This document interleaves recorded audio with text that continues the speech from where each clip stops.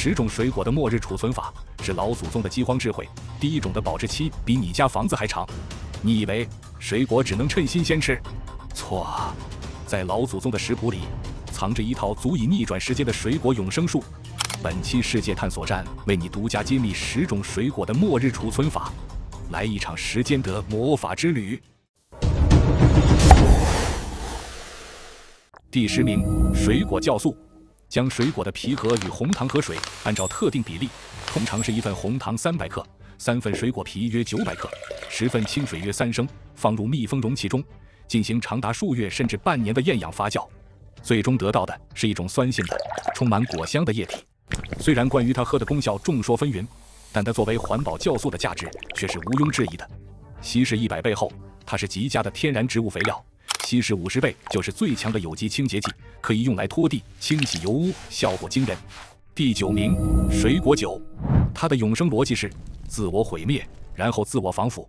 在密封的容器里，水果自身的或人工添加的酵母菌会疯狂地吃掉果肉中的糖分，然后排泄出2种东西：酒精和2氧化碳。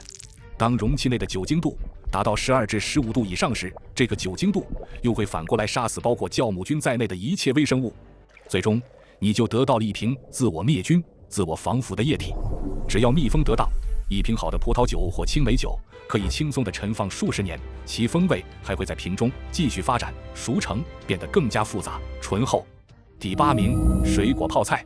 在亚洲，特别是中国的西南地区，人们会将一些未完全成熟的酸涩的桃、李，甚至辣椒与盐、香料和酒曲一起放入坛中进行乳酸菌发酵。在这个过程中，有益的乳酸菌会占领整个生态系统，分泌乳酸，创造一个强酸性的环境，从而抑制所有有害腐败菌的生长。最终得到的是一种酸、辣、咸、甜、香5味杂陈的独特风味。第7名，英式圣诞水果蛋糕。它里面塞满了大量的果干、蜜饯、坚果，用极少的面糊粘合在一起。烘烤完成后，最关键的一步来了，要趁热在蛋糕上刷满，甚至浇灌大量的高度烈酒，如白兰地或朗姆酒，然后用锡纸和油纸将其密不透风地包裹起来，放在阴凉处陈放。每周都要再给它喂一次酒，酒精和高糖构建了双重的防腐结界。一个制作得当的圣诞水果蛋糕放上几年、10几年，甚至有传家宝一样放了几10年的记录。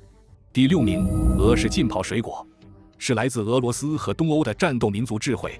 在漫长而寒冷的冬季，为了保存秋天的水果，特别是苹果和蔓越莓，他们发明了一种独特的浸泡术，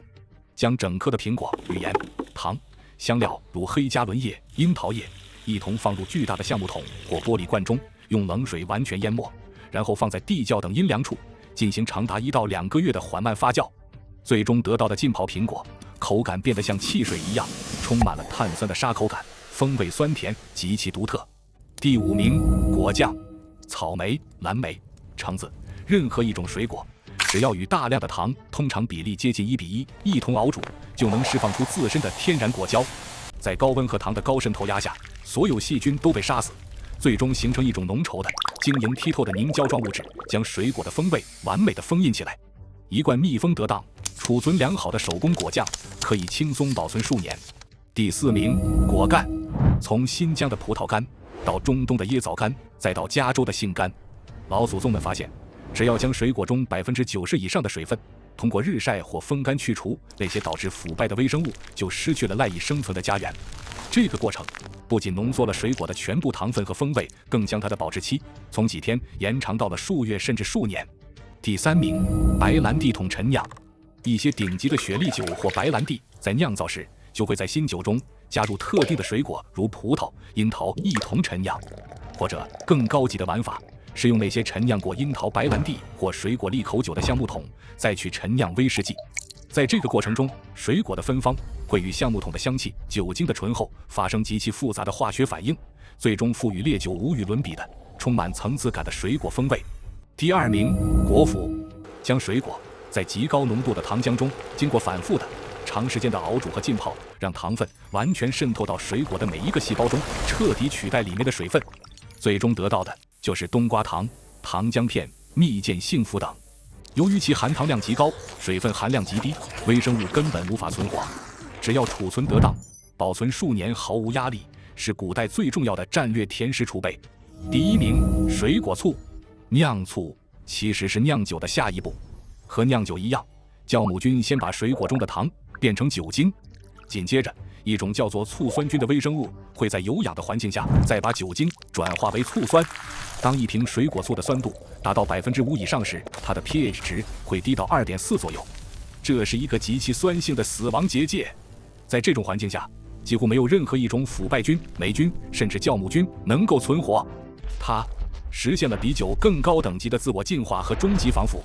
一瓶用传统工艺，比如意大利的巴萨米克醋、中国的镇江香醋酿造的未经高温杀菌的活醋，只要密封得当，它永远不会腐败。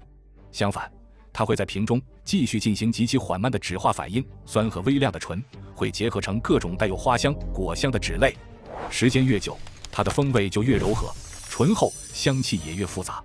一款50年陈酿的传统巴萨米克醋，100毫升的价格通常在500美元以上，约合3600人民币。